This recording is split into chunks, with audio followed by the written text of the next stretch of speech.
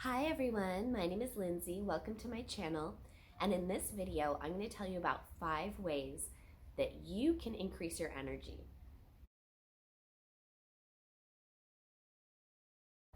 So, struggling with low energy is something that I'm very familiar with. I've been dealing with it for over a decade, and for a long time, I didn't have enough information. Doctors couldn't help me, and I didn't know what to do. Nothing was working.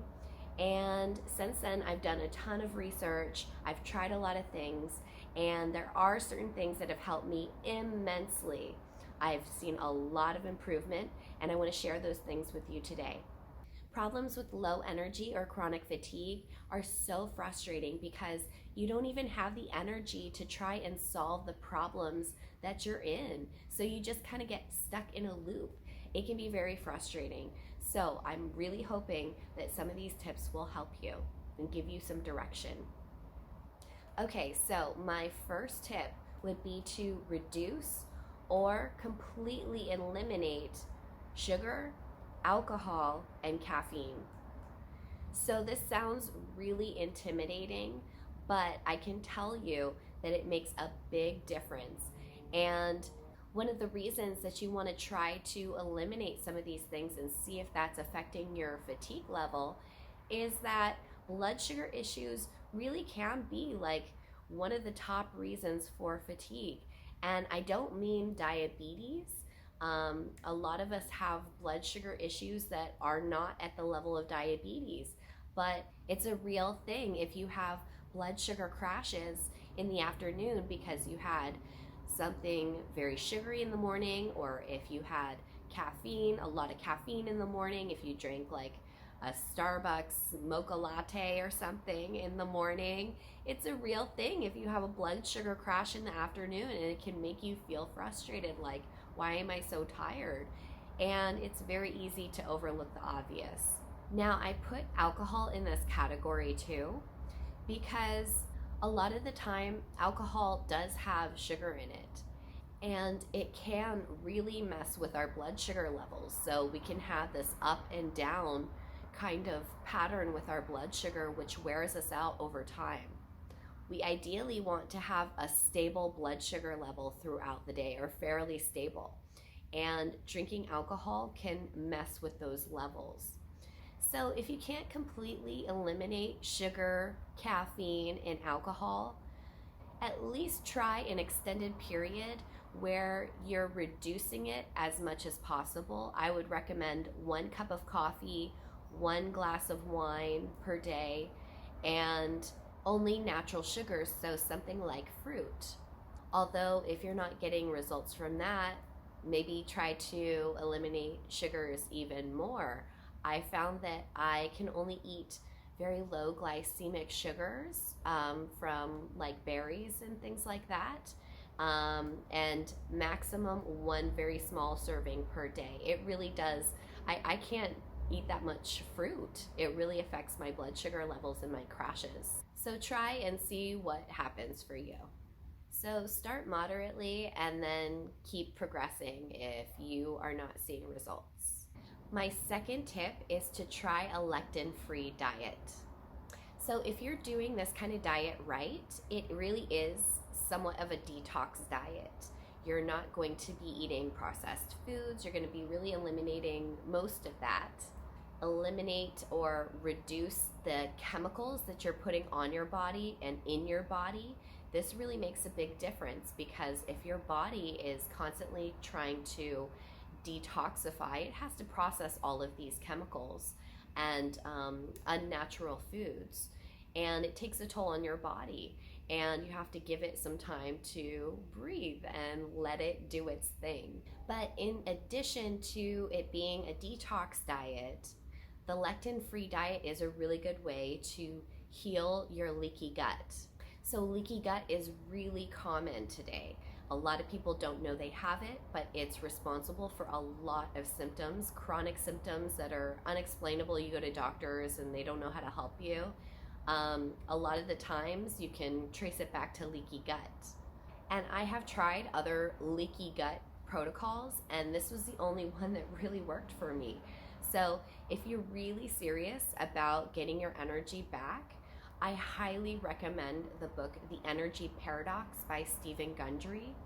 This really helped me. It took me about 2 months to see results, but it was definitely worth it. And that book will go into great detail about everything that you can do to increase your chances of success, to increase your energy. It really gives you a lot of detail. So, the third tip that I have for you is trying intermittent fasting. So, intermittent fasting looks like restricting the window of time in which you eat food. And the reason for this is that our mitochondria are like parts of your cell that produce the energy for your body. And if we are eating food all day long, there's no real time for the mitochondria to process. It's almost like you're shoving food onto a conveyor belt and it gets jammed up, it gets like backlogged. And so if you're having problems, you have to give your mitochondria plenty of time to rest and process everything that you've eaten. So one of the things that has been really helpful that I recommend is narrowing your eating window, ideally to 8 hours a day. So this can look like something like eating breakfast at 10 a.m. and eating dinner at 6 p.m. And it does take some adjustment. You want to kind of do it slowly to narrow your eating window, but you get used to it. My number 4 tip is to have a regular sleeping schedule. So this is really hard because we want to have a life and a lot of things that are social are in the evening. So I would say that this has been one of the most difficult things for me to personally manage because I want to have a life and I'm also a night owl myself. When I have followed kind of a strict sleeping wake schedule, it has really made a big difference in my energy levels, everything. My body kind of just gets used to this regularity and it can relax. I don't know if this is actually happening, but I feel like my body gets stressed not knowing when it can expect to sleep, when it's going to be waking up, that kind of thing. And all of the hormonal systems in your body are linked. Even your sleeping is linked to your hormonal system. And so if your sleep is not regulated, all of the other hormonal systems in your body will also be thrown out of whack. So other people might be able to handle getting no sleep and, having a crazy sleeping schedule. But if you're having problems, then your body is crying out for help and it needs some care. And so it's really helpful to take, a period of time, maybe a month, and just see what happens if you wake up and go to sleep every day at the same time. My number 5 tip would be to exercise at least 30 minutes per day. So I start my workouts every day with 5 to 10 minutes jumping on my mini trampoline. And this is supposed to be really good for your lymphatic system, which is one of the ways that we detoxify in our bodies. I also find that it kind of gets my energy moving and it helps me get into my workout, kind of like how people do cardio. But instead of running or cardio to warm up for my workouts, I do rebounding or jumping on the trampoline because it does really help the lymphatic system.